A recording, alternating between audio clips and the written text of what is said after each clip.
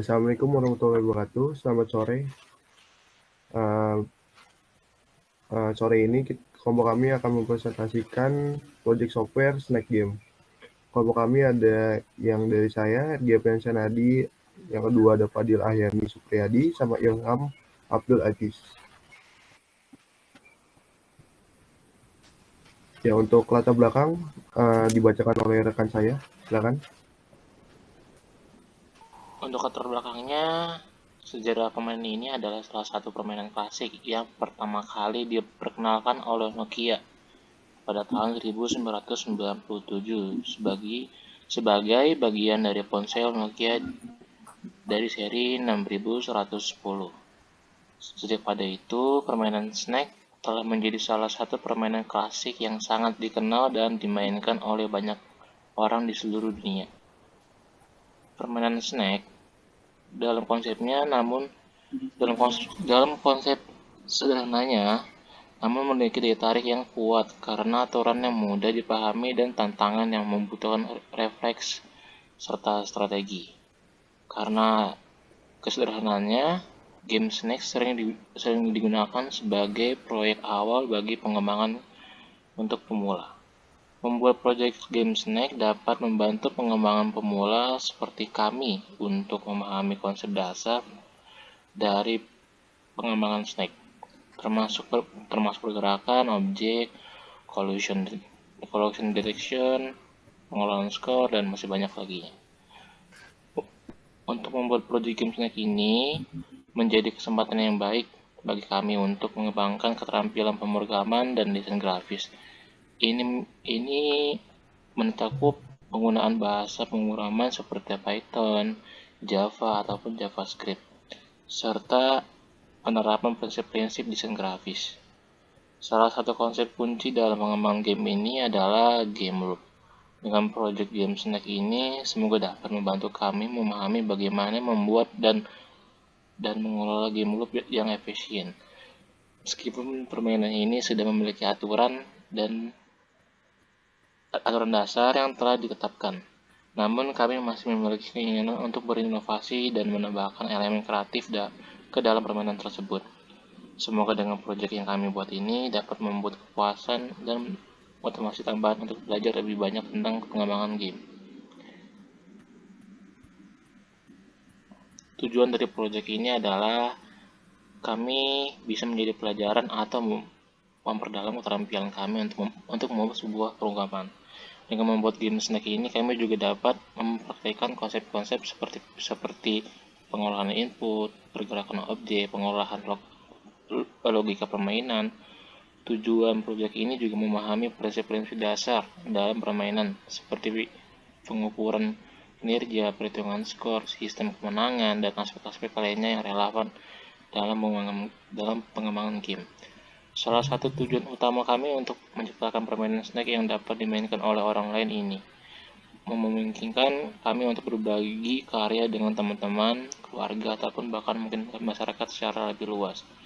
Membuat project game memerlukan pemecahan masalah dalam berbagai aspek, termasuk pemrograman desain dan permainan.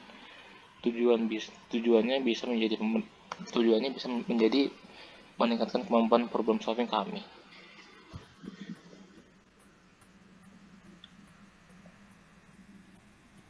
Ada namanya stakeholder pengembangan permainan, game developer yang bertanggung jawab atas pengembangan pemeliharaan dan pembaruan permainan game, memastikan permainan memiliki fitur-fitur yang menarik dan berfungsi dengan baik pemain. Yang kedua ada pemain. Ya, biasa pemain itu ada penting utama dalam game yang bermain dan menikmati permainan tersebut. Yang ketiga ada pemasaran atau pemarket yang bertanggung jawab untuk mempromosikan permainan Snake dan meningkatkan kesadaran serta popularitasnya di kalangan permainan potensial. Lalu ada quality tester, itu sebagai penguji untuk dimana adanya letak bug, kesalahan ataupun masalah dalam permainan. Yang selanjutnya ada manajer proyek yang dimana bertanggung jawab atas perencanaan, pengendalian jadwal, dan alokasi sumber daya pengembangan permainan Snake. Lalu gamenya itu sendiri adalah game owner yang merupakan pihak atau pemilik dari game tersebut. Yang selanjutnya ada penyediaan platform distribusi. Contohnya ada dari seperti Google Play, Play Store ataupun Apple. Lanjut ada mitra bisnis. Mitra bisnis adalah pihak lain yang melibatkan dalam pemasaran, sponsor, atau kemitraan dengan permainan Snake, seperti perusahaan yang menyediakan iklan dalam permainan.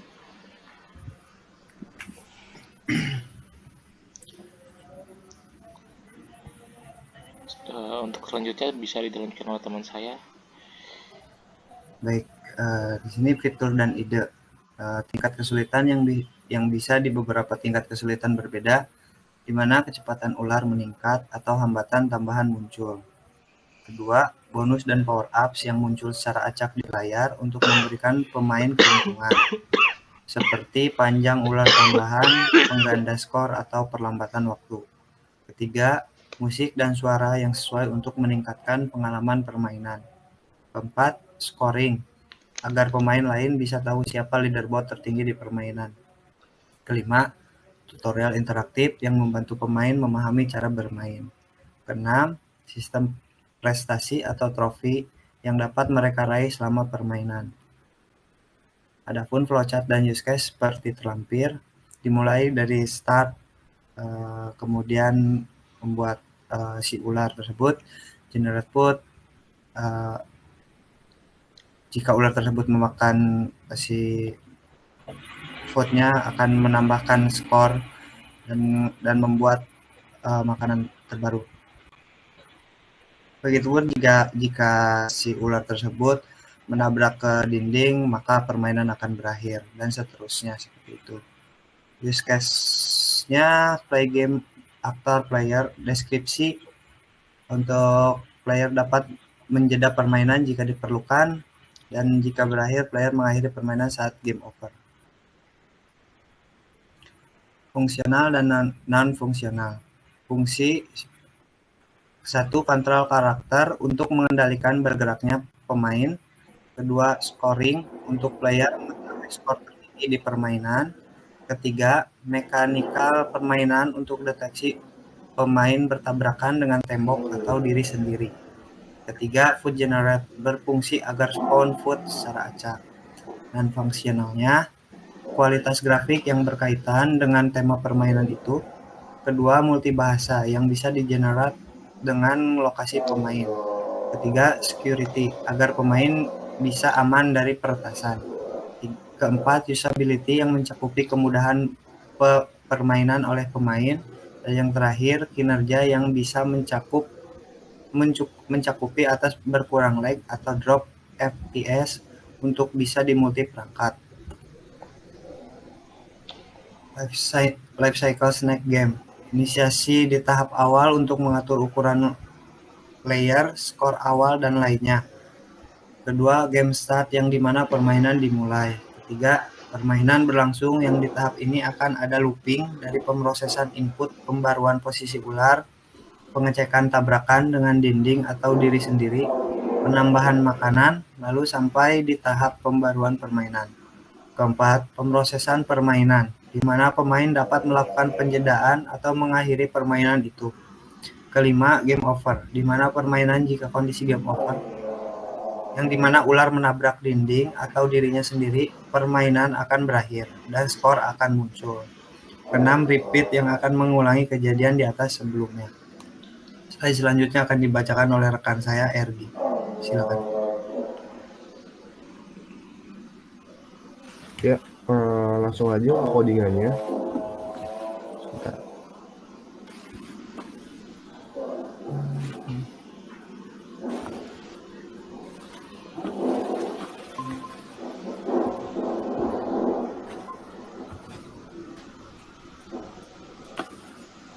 Oke, mungkin kayak gini untuk codingannya.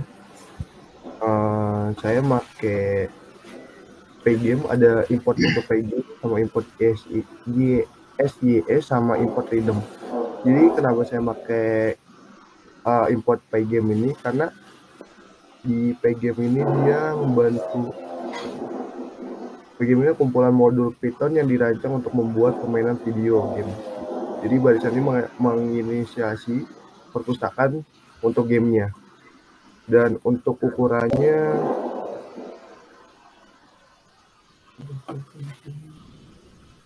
ya, untuk warna dan ukurannya saya pakai warna hitam itu untuk warna dasarnya, untuk warna putih sama warna merah.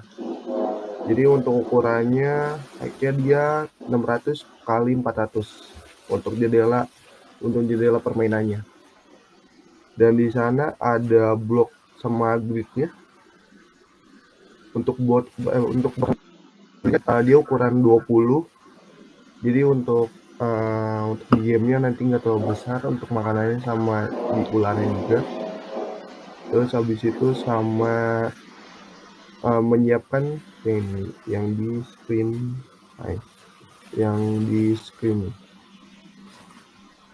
cam gini. Saya pakai itu karena dia menyiapkan layar play game dengan dimensi yang ditentukan dan ditetapkan judul jendela. Jadi kenapa saya pakai screen itu? Karena dia bakal kayak menginput si black white ini untuk ukuran screennya juga sama bloknya. Ya gitu. Lalu untuk inisiasi dan ular buahnya, di snacknya dia ukurannya yang ini. Untuk ukurannya dia 100 kali 90 juga. Jadi kayak dia sekali makan dia bakal numbuh gitu. Yang awalnya 100 jadi 90 gitu untuk setiap sekali makan gitu. Di sini menginisiasi ular sebagai data segmen arah awal dan menempatkan buah di lokasi yang acak. Terus mungkin buat yang fungsi gambar yang ini kita fungsi gambar itu yang draw snack mau gambar dia mau gambar. Untuk snacknya dia pakai block size juga. Terus habis itu untuk block size-nya dia pakai warna merah untuk yang si warna ularnya warna merah dia pakai warna putih untuk ularnya. Untuk buahnya dia pakai warna merah. Untuk ukurannya dia 1 sama juga untuk ukurannya. Dan untuk ularnya pun dia cuma ada 1 dan makanannya dia cuma 1. Dan itu setiap dia makan bermuncul di lokasi yang acak. Oke, terus begitu sama dia looping utama permainan di sini nih.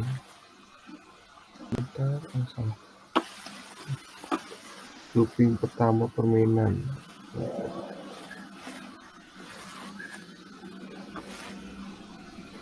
Di draft main. Yang ini. Dia looping utamanya. Kami pakai while for sama if else jadinya pakainya gitu. Karena dia kayak buat pemanggilan lebih gampang dan nggak terlalu ribet juga untuk codingannya. Kayak gini mungkin dia juga. Oke. Untuk handnya juga tetap masih pakai 1 juga. Snacknya juga kayak gitu. Oke. Di situ untuk penanganan peristiwanya dia di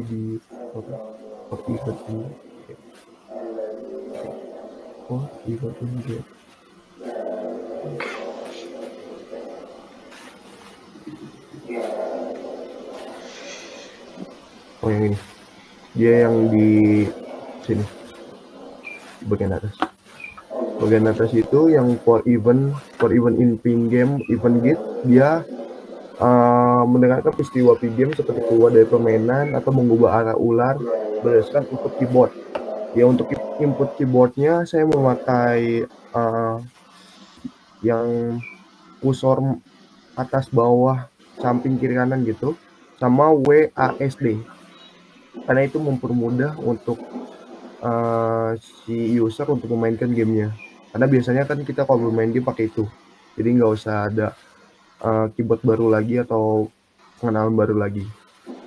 Terus untuk penggerakan dan tabrakan ular dia di sini.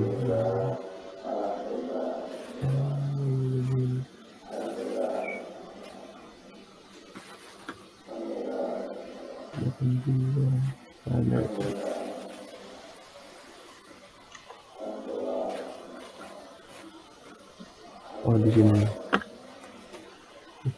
Di sini clear scan, update display sama yang ini. Posisi itu kenapa saya masukin karena itu untuk memperbarui posisi ular untuk yang clear scan. Terus habis itu untuk memeriksa apakah telah tertabrak dengan buah. Terus habis itu menambahkan panjang ularnya juga. Jadi ketika dia makan buah, ularnya bakal bertambah gitu untuk ukurannya. Jadi yang tadinya kayak 100 jadi 120 karena setiap pemakan buah itu dia nambah 20. Dan yang untuk bisa tabrakan dengan dinding, dia fungsinya untuk memeriksa tabrakan dengan dinding atau dirinya sendiri. Jadi ketika ular itu menabrak dindingnya, dia nggak bakal lolos atau tetap hidup, dia bakal mati. Dan ketika dia juga memakan bagian dari tubuh dia atau menabrak bagian dari tubuh dia, gamenya juga akan berakhir atau game akan over. Terus habis itu control frame-nya jadi saya pakai clock titik 10 di bagian atas.